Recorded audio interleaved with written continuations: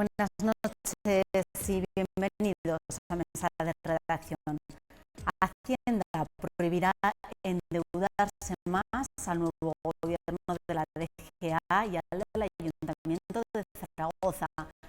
Analizaremos con nuestros invitados las consecuencias de esta prohibición y hablaremos además de la marcha de las negociaciones entre los partidos de cara a la formación de gobiernos en ambas instituciones aragonesas. Para ello nos acompañan esta noche en Mesa de Redacción Ricardo Mur, presidente de CEO en Zaragoza. Buenas noches. Hola, muy buenas noches. Álvaro Bajén, secretario general de UTA en Aragón y abogado. Buenas noches, Álvaro. Buenas noches. Y Juan Martín, portavoz de Junta en el Ayuntamiento. Buenas noches, Juan. Muy buenas noches. Vamos a comenzar hablando de esa prohibición que ha hecho Hacienda respecto al endeudamiento de la DGA y del Ayuntamiento de Zaragoza. Ninguna de las dos instituciones podrá endeudarse más y se limitará, por lo tanto, el gasto que tienen, algo que puede dificultar la labor de gestión y de gobierno a los nuevos ejecutivos que salgan en ambas instituciones. Bueno, ¿qué os parece esta prohibición de Hacienda y qué consecuencias va a tener para ambas, para la DGA por un lado y para el Ayuntamiento de Zaragoza por otro? Ricardo, ¿qué te parece? Bueno, yo creo, María, que no es una prohibición nueva, ¿no? Es decir, es el cumplimiento de lo que ya había establecido para mantener el déficit en los parámetros que se habían fijado con la Unión Europea, ¿no? Y eso, bueno, pues es una dificultad para los nuevos gobiernos, como ha sido una dificultad para los gobiernos salientes, ¿no?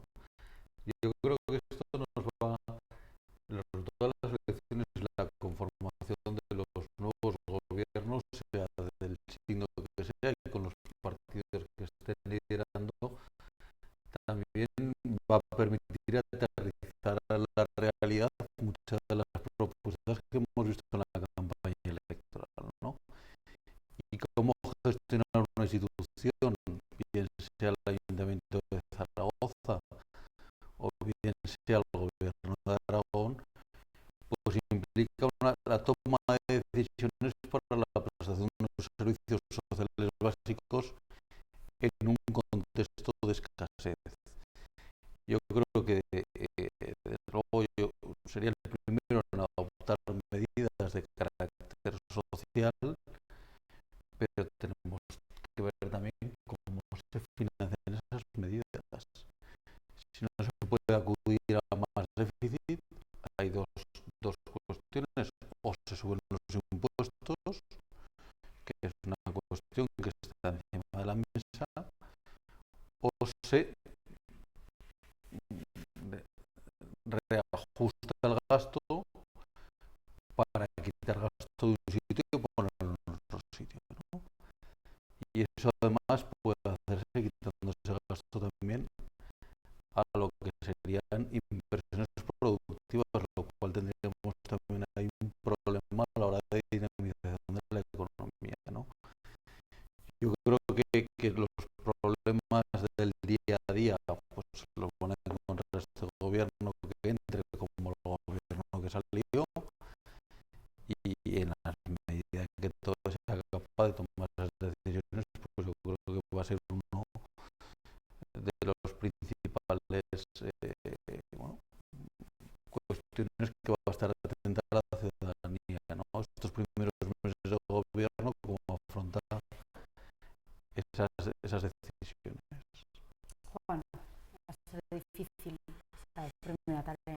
No es distinto de lo que ha pasado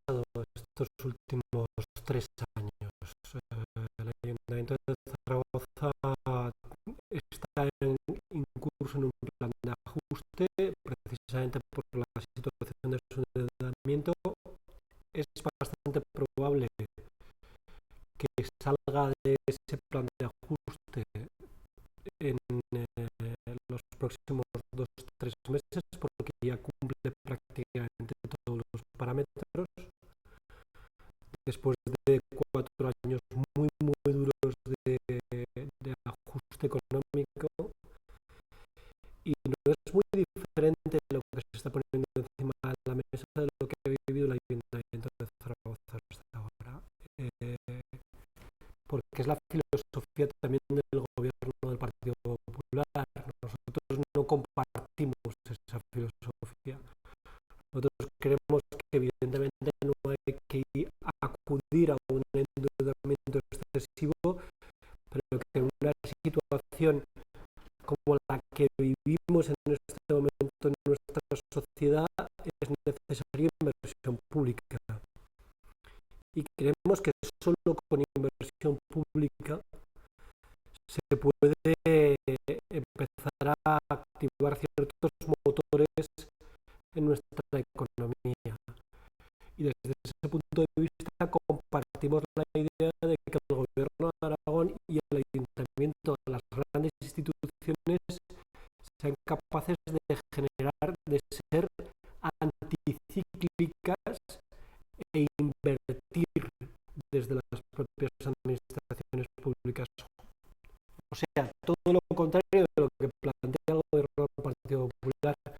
Nosotros creemos que el Ayuntamiento de Zaragoza y el gobierno de Aragón debería poder acudir a endeudamiento para poder financiar inversión pública. Álvaro, ¿a vosotros cómo os afecta? Evidentemente,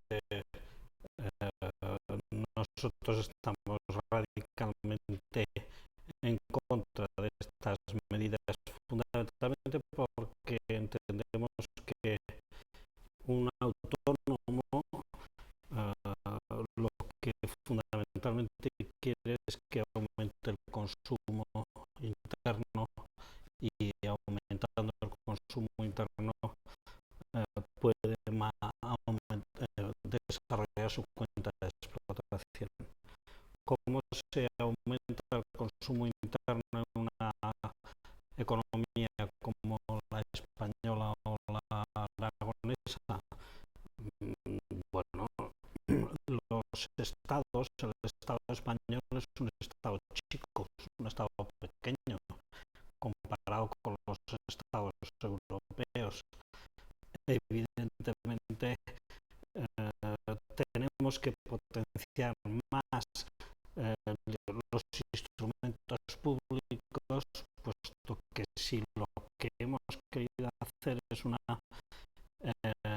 flexibilidad de nuestro sistema económico, tenemos que ir también a la seguridad, es decir, tenemos que ir también a situaciones de protección. No podemos despedir a los trabajadores, pero no tenemos un estado de bienestar social muy potente. El problema es cómo se financia todo eso. Pues, bueno, yo coincido con muchos políticos que ya en Europa están planteando ya otras fórmulas de financiación y otro tipo de impuestos. No es problema de la pequeña y mediana empresa, no es problema de los autónomos, es problema de las grandes empresas que no están pagando un puñetero impuesto.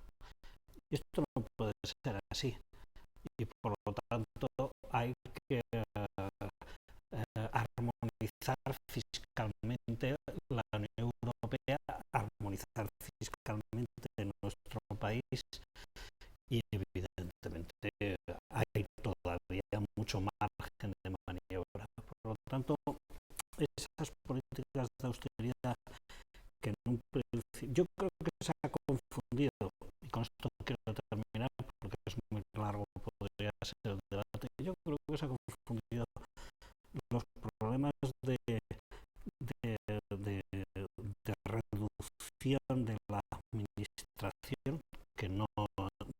se puede reducir más la administración, al contrario, se ha confundido con la eficiencia de las administraciones, es decir, con la capacidad que tiene de que esas administraciones tengan, las administraciones públicas tengan eficiencia. ¿Quién duda de la eficiencia de la seguridad social? Yo vengo de cuidar a mi madre del hospital. ¿Quién duda de esa manera de trabajar?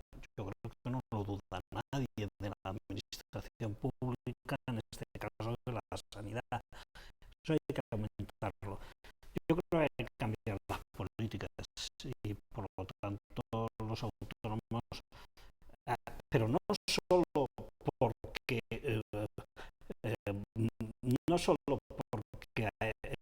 la austeridad está suponiendo un problema tremendo en nuestro país, sino porque es que se está reduciendo el consumo. ¿Cómo aumentamos el consumo? Es decir, yo no creo que el consumo se aumenta con las exportaciones exclusivamente. Yo creo que no es un problema de austeridad o no austeridad. Es decir, es cuestión de que con los ingresos corrientes financiemos también los gastos corrientes de las administraciones. Y en esos momentos hay un desfase de que tenemos que endeudarnos para pagar el gasto corriente sin tomar ninguna medida que de alguna manera ayude a hacerlo más eficiente, ¿no? Yo creo que la gran reforma de la administración es la reforma que todavía no se ha hecho. Y no estoy hablando de sectores como puede ser la sanidad o como puede ser la educación, pero sí que creo que puede haber una reforma administrativa mucho más amplia y sobre todo España tenía un endeudamiento del sector público muy bajo y ha crecido mucho estos años y además y a la par ha subido también y ha crecido el endeudamiento privado, que en estos años de crisis paradójicamente ha ido descendiendo porque no se estaban dando créditos más que el público. Entonces dices, bueno, como en cualquier empresa, como en cualquier familia, ¿no? Si tus gastos superan los ingresos, pues tienes que hacer algo. Y eso es lo que no se ha hecho, y es lo que se dice ahora. Los problemas que se van a encontrar, los mismos que se han encontrado el gobierno del Partido Popular en la DGA o el gobierno del PSOE en el Ayuntamiento de Zaragoza. Y estos señores de Zaragoza en común, en el Ayuntamiento de Zaragoza y el Partido Socialista en la DGA, pues tendrán también que apechugar con esos fondos para poder tomar las decisiones con las decisiones políticas que ellos quieran tomar, ¿no? Y aquí las reglas no se han cambiado, son las reglas que había para antes. Que quiere interrumpirte en ese tema. Yo entiendo que tarde o temprano, lo hemos hablado antes del debate, tiene que haber un pacto de Estado para elegir un modelo de desarrollo de este país. Y yo entiendo que este país va a tener que invertir, va a tener que endeudarse, va a tener que no endeudarse en el sentido de desarrollar más estado del bienestar social. Tiene que haber más flexibilidad, estamos totalmente de acuerdo, pero tiene que haber más seguridad. Entonces, se hace con un sistema impositivo más racional y más armónico. Y ese es el pacto de Estado que va a tener que existir. Y lo tendrán que hacer las fuerzas políticas. Yo entiendo que tiene que ser muy amplio y sin muchas banderas. Bueno, el ministro abre la puerta a que en la DGA se puedan crear nuevos impuestos.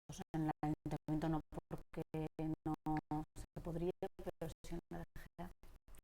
Pero estaríamos encantados que el ministro plantease una reforma de la ley de administración local para que los ayuntamientos de determinado tamaño pudiesen crear nuevos tipos impositivos y modificar los existentes. Porque uno de los problemas que tenemos en los grandes ayuntamientos es que la flexibilidad que tienes a la hora de poder mover desde el punto de vista legislativo el impuesto de bienes inmuebles, la plusvalía, los grandes impuestos, los impuestos de circulación, es muy pequeña, muy pequeña, y siempre tienes que estar haciendo, alambicando muchísimo la reforma para poder llegar hasta donde quieres llegar y nunca llegando con mucha fuerza. Por ejemplo, voy a poner un ejemplo claro. Las administraciones públicas locales, los ayuntamientos, no disponemos de la información que tiene Hacienda con respecto a la renta de las familias y a la renta personal de cada contribuyente. Si pudiésemos acompasar nuestros impuestos a la renta de las personas, podríamos hacerlo mucho más progresivos. Quiero decir, que el IBI que paga alguien no sea el mismo independientemente de cuál sea su nivel de renta, o que el impuesto de circulación no fuese el mismo independientemente de su nivel de renta, o que el pago de servicios públicos y de precios públicos como el agua, las basuras, no fuese el mismo en función de su nivel de renta. Eso ahora mismo no lo podemos hacer. Paga lo mismo una persona con una renta alta que una persona con la renta media que una persona con la renta baja. No podemos tocarlos. Esta es una de las cuestiones fundamentales. No podemos crear nuevos impuestos.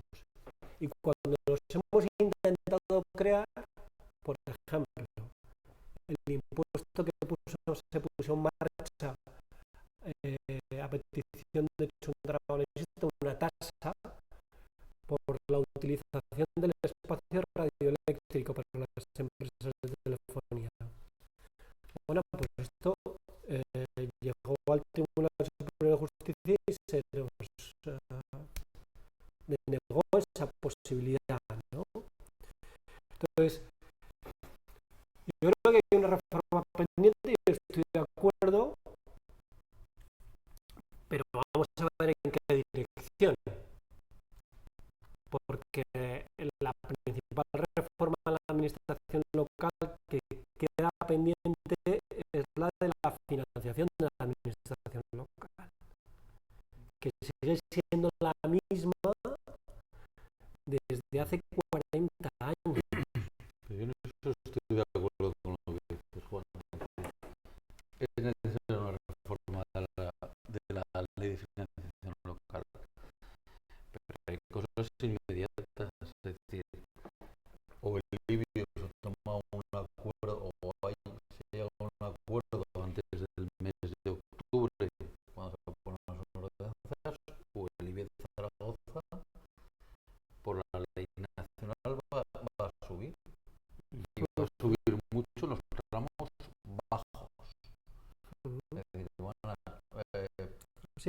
pagar más a aquellas personas que tengan un piso o una vivienda de un valor catastral inferior a los 70.000 euros. 75.000. 75.000 euros. Vale. Eso es una cosa, y yo creo que todas las fuerzas políticas tienes que llegar a un acuerdo para poder mitigar esta subida impositiva, ¿no? Dos, lo que planteas la progresividad. Yo creo que lo que planteas la progresividad, planteada así como lo has planteado, quizás una visión que topa con los otros tipos impositivos. O sea, el que tiene renta más o menos alta paga por el IRPF. Pero es que además, si tiene un piso mejor, paga un IBI más caro. Pero es que además, si se compra un coche más potente, paga un impuesto de circulación más alto. Que eso también está regulado. Entonces, lo que tenemos que ver también es ver cómo se regula esa doble imposición. Porque yo sí que estaría de acuerdo en eso que planteas, pero entonces toquemos el IRPF. Porque si aquí una renta alta, que se supone que es la que paga más, la que cobra más de 50.000 euros, 60.000 euros, están pagando ya el 50% o el 40 y tantos por ciento de IRPF, más el 20% de IVA, más tiene que pagar más aquí. O sea, es que para eso yo creo que hoy están discutiendo esta cuestión Javier Lambán y Echenique. Me estoy refiriendo a una cuestión impositiva como es el impuesto a las hidroeléctricas, que por su impacto ambiental, que yo creo que será noticia mañana y estarán hablando de esa cuestión. Nosotros hemos estado estudiando las cuestiones fiscales que tienen poco margen en la comunidad autónoma, pero sí que existen. Por ejemplo, Galicia estudió un impuesto al impacto ambiental de las torres aerogeneradoras eólicas, ¿no? Eso es perfectamente posible y está aceptado por el Tribunal Constitucional. Los impuestos a determinadas estructuras hidroeléctricas.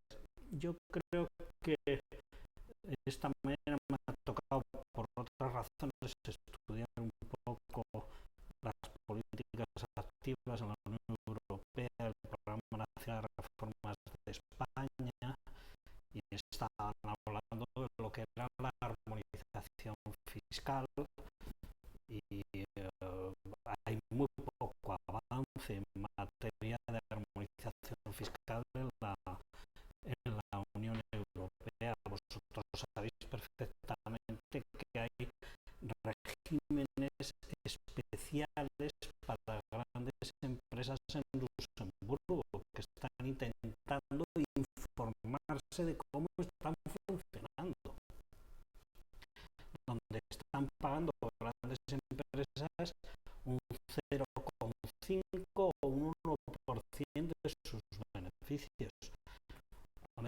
Cualquier ciudadano que le diga eso. Estamos hablando de grandes empresas multinacionales. Estoy hablando de Apple, estoy hablando de Google, estoy hablando de regímenes especiales para grandes empresas que son las que están llevándose los grandes beneficios. Lo que no tiene sentido, eso te lo expliqué, lo intenté explicar en otro debate, que era: no podemos tener grandes empresas que extraen un volumen beneficios muy importante, y de ese volumen de beneficios se van a la City de No, Londres pero que en eso, a especular. no estamos de acuerdo. Bueno, pues que está claro. Y eso se está poniendo coto ahora. Pero si ya lo sé, por eso estoy diciendo que hay que hacer un gran Bueno, si os paso parece, sobre fiscalidad. vamos a cambiar de tema. Lo avanzaba Sí, Álvaro. Avanzaba Álvaro esas negociaciones para formar gobierno tanto en la DGA como también se están produciendo para el Ayuntamiento de Zaragoza para formar, decíamos, gobiernos en ambas instituciones. Para el Ayuntamiento el plazo expira este sábado porque será el pleno de investidura. Hoy mismo también se han reunido. Juan, ¿cómo van esa marcha en las negociaciones? Porque esta tarde habéis tenido reunión. Pues no van de ninguna manera, porque en este momento no hay un documento mínimo de consenso para poder tener un gobierno. Nosotros proponemos que sea un gobierno desde la izquierda con un plan de gobierno claro, y en este momento no tenemos ningún viso de que eso vaya a ser posible en el caso del Ayuntamiento de Zaragoza. Lo que he planteado por parte del Partido Popular desde el minuto cero, y hizo bien, dio por perdidas las elecciones, aunque sea la fuerza política más votada, y se supone que el liderazgo de esa negociación lo tomaba Zaragoza en Común, que es la primera fuerza de la izquierda en el Ayuntamiento de Zaragoza, pero ha consistido en una reunión en la que se ha constatado que existe una parecida posicionamiento en políticas sociales, políticas culturales, es decir, cosas muy importantes, pero deja fuera pues todo lo que supone el núcleo central de la fricción política habitual en el Ayuntamiento de Zaragoza, que es las cuestiones económicas, fiscales, urbanísticas, participación societaria en sociedades compartidas con el resto de administraciones públicas, desarrollos urbanísticos en la ciudad y todo este tipo de cuestiones. Y en este momento estamos viviendo un impasse que hemos pretendido romper desde Junta Aragonesista, citando a una reunión al resto de portavoces y de candidatos de la izquierda, tanto el señor Santi Esteve de Zaragoza en Común como el señor Carlos Pérez Anadono, y por la tarde, y al final ha sido imposible mantener una reunión a tres. Todo esto lo digo porque en el Ayuntamiento de Zaragoza solamente hay dos posibilidades: o un gobierno de derechas o un gobierno de izquierda.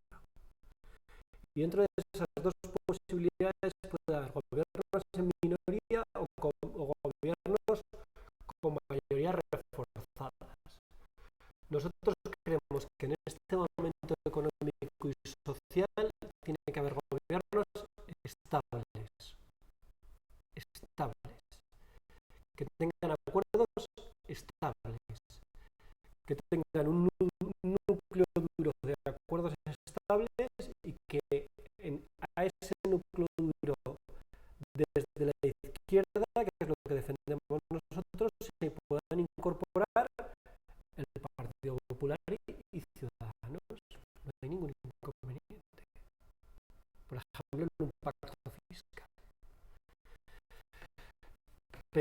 está en este momento muy lejos de suceder, porque estamos pues en este ejercicio de tú la llevas, no me quiero sentar con uno, no me quiero sentar con otro. Nosotros, Chunta Aragonesa va a sentarse con todo aquel que le llame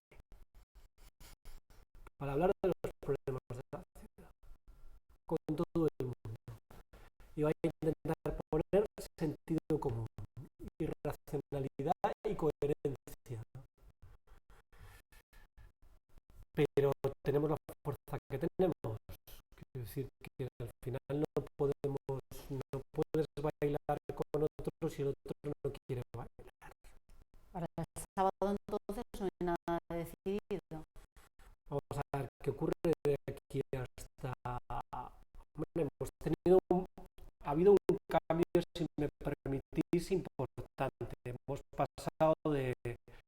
Hemos tenido una reunión, si tienes dudas, llámame, a convocar a Chunta Aragonesa una reuniones a 3 bandas, e inmediatamente empezar a convocar reuniones el Partido Socialista y Zaragoza en común. Bueno, pues está bien porque hay un cambio de filosofía. Nos van a mandar un documento, además que agradecemos profundamente, un resumen de concordancias entre Ciudadanos, Chunta Aragonesista, Partido Socialista y Zaragoza en común. Pues está bien. Quiero decir que todo lo que sea enriquecer la sabiduría de todos los partidos está bien, ¿no?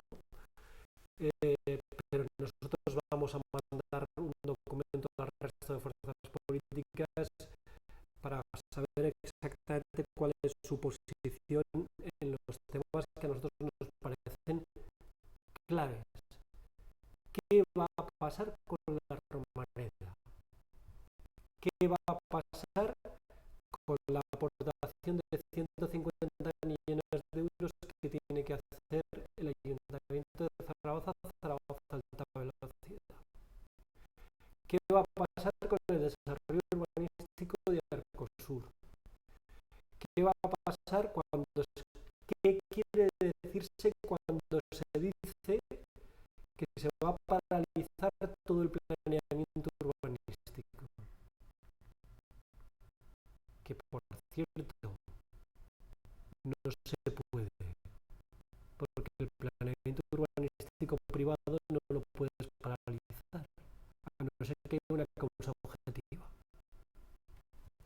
Bueno, mañana hay nuevas reuniones, Ricardo, ¿cómo ves Bueno, estas negociaciones y lo que nos ha contado? pues lo veo que la verdad que con bastante sorpresa, ¿no? Es decir, porque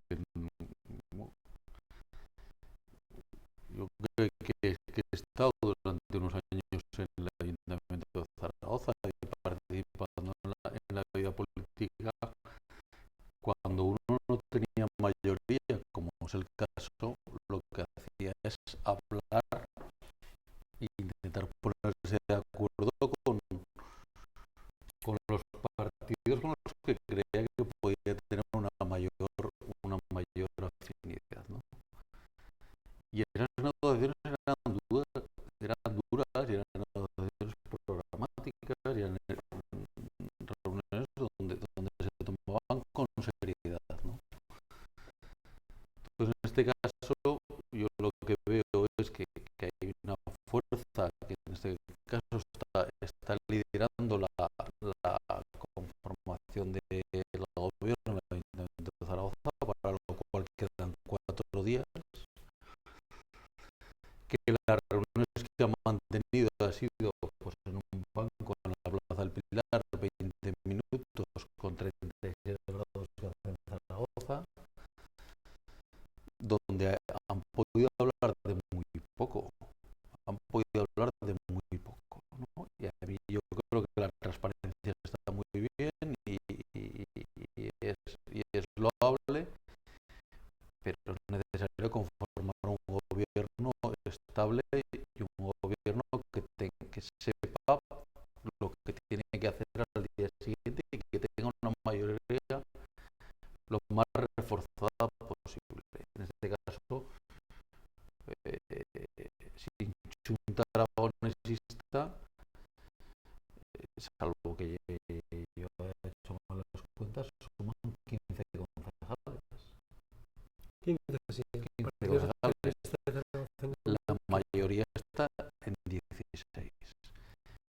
Y Zaragoza en Común, si quiere tener la mayoría para ser alcalde, no puede limitarse a decir, oye, mira, si tienes alguna duda me llamas, o si no te atreves a votarme, o si te atreves a no votarme, pues ya lo veremos.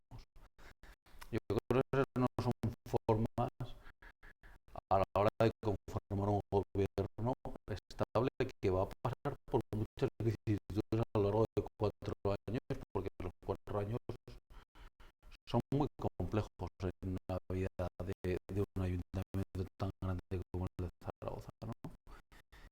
Entonces yo creo que lo que deberían hacer tanto el Partido Socialista como Junta como Zaragoza en Común es sentarse de verdad y hablar sin ambajes de cuáles son los aspectos, un poco lo que decía Juan.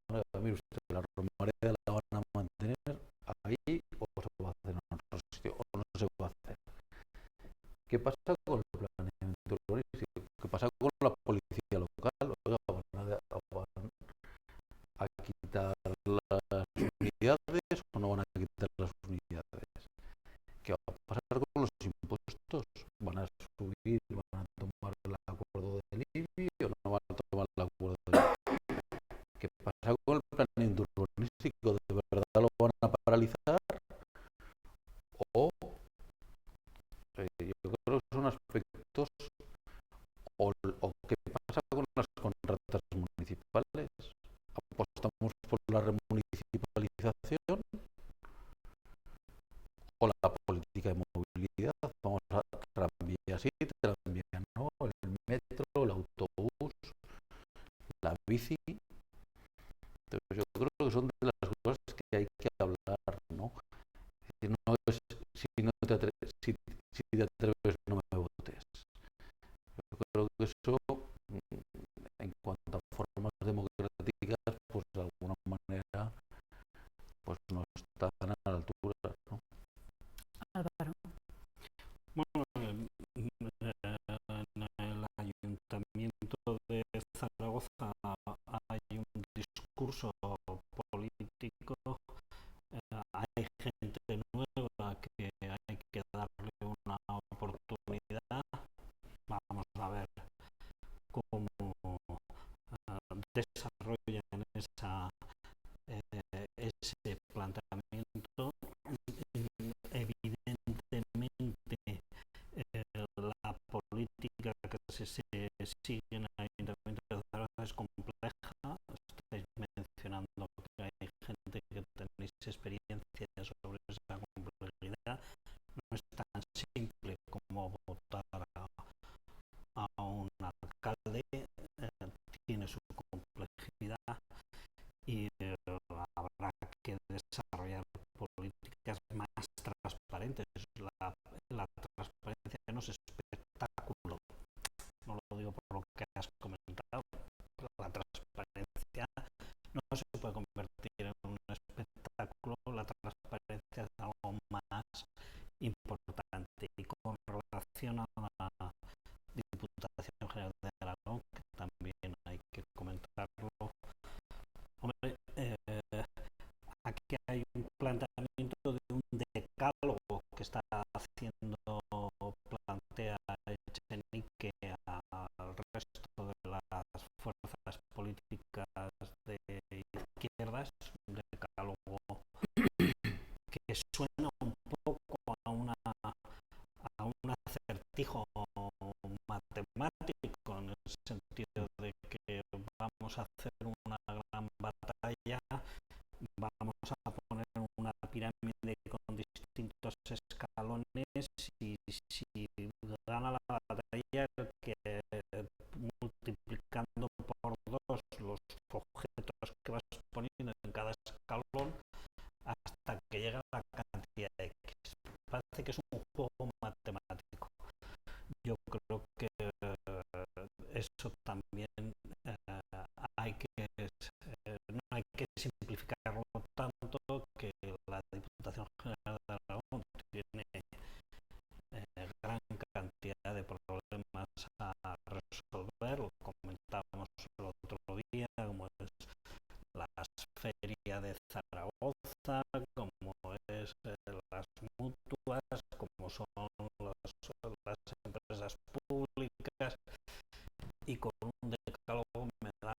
sensación que es simplemente un planteamiento de disparar hacia el adversario si no cumples con esos acertijos, algo que me puede resultar un tanto frívolo.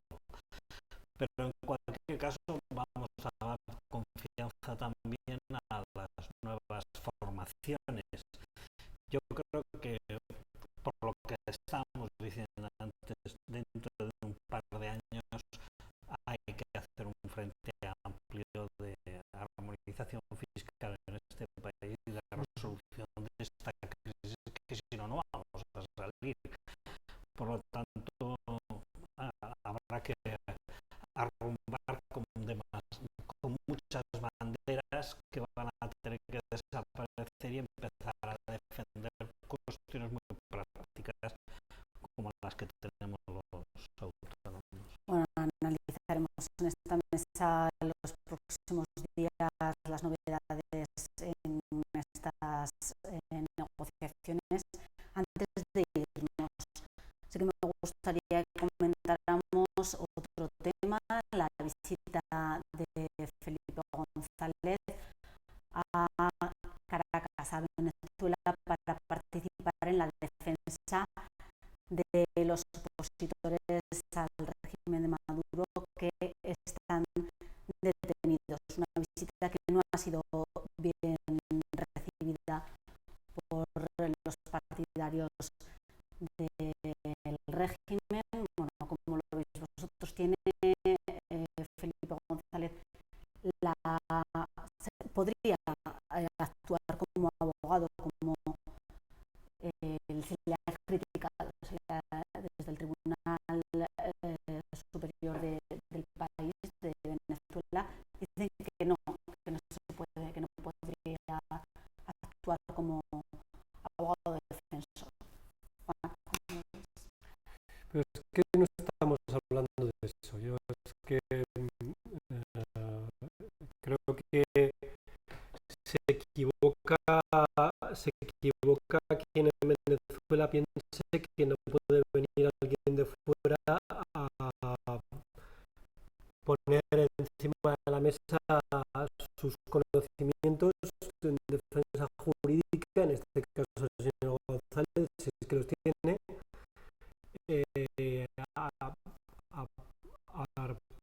a disposición de las personas que en este momento están en prisión. Es que el debate que hay encima de la mesa es si Venezuela es un Estado democrático o no. Y un Estado de derecho. Este es el debate que hay encima de la mesa. Cuando tenemos personas en la cárcel en este momento que no tienen ni una acusación formal, ni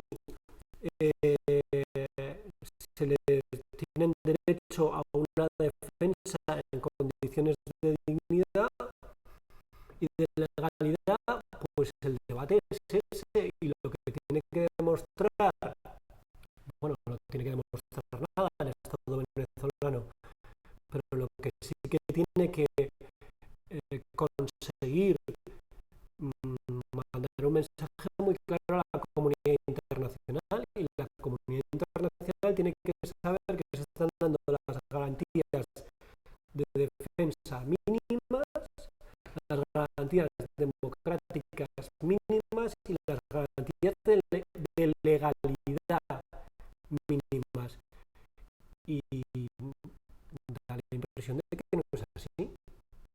Muy brevemente, porque se nos va el tiempo, Ricardo, y después se va a otra. Yo veo muy bien que Felipe González esté ahí, es decir, y igual que ha estado Baltar Garzón también defendiendo otras causas en otros sitios, ¿no? Es decir, y nadie le ha criticado. En esos momentos yo creo que Felipe lo que está dando es defender los derechos humanos por unas detenciones por causas meramente políticas, ¿no? Y que ojalá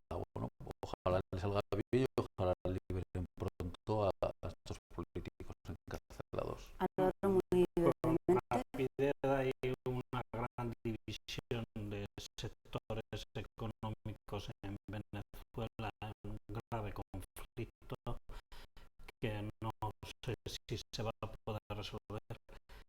Y yo creo, con perdón para Felipe González, que también es un circo y es un espectáculo esto. Es decir, la solución de Venezuela no pasa por lo que pueda hacer Felipe González o no, sino cómo se reestructuran las clases sociales en Venezuela, donde los autónomos parece que lo están pasando fatal con relación al gobierno.